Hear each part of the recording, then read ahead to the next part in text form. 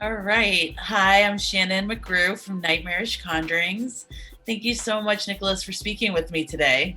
How are you? Thank you for having me. Thank you. I'm great. How are you doing? I'm doing well. I'm really excited to speak with you. You know, how does it feel to now be part of a film that's attached to this iconic movie, The Craft? Both exhilarating and terrifying simultaneously.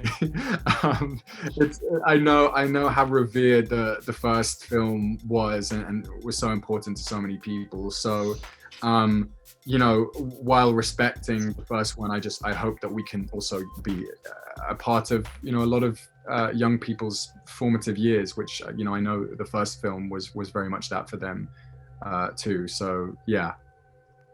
And, we see your character of Timmy go through quite a remarkable change in the film.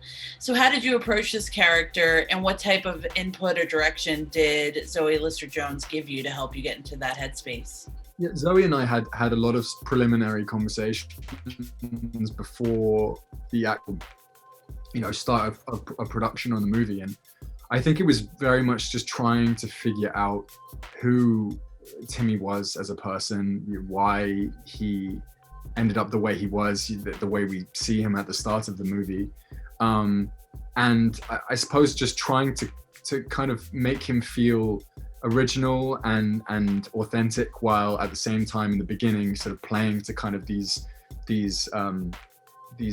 familiar notions of toxic masculinity that we've seen on film before.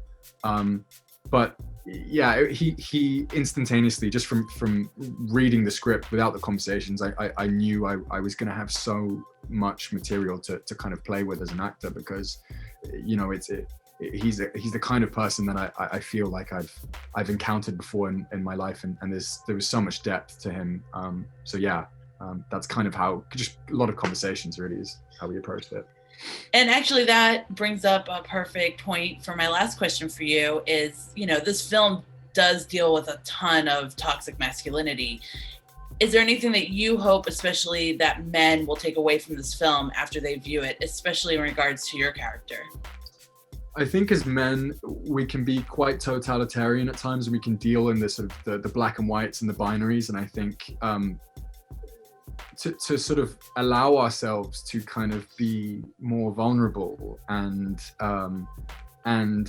sort of realize that people will actually kind of accept us when we do share our real feelings. I think that's kind of the one thing that breaks my heart as an advocate of mental health. Men are a demographic who feel like they can't share a lot of these things. So you kind of, without ruining anything, you kind of see Timmy's journey and how he kind of flourishes when he's given the opportunity to share and to be vulnerable. So I hope he proves as a good example for a lot of young men in similar positions.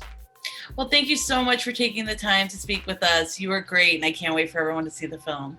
Thank you so much for speaking with me. It was a pleasure. Have a great night. You too. Bye.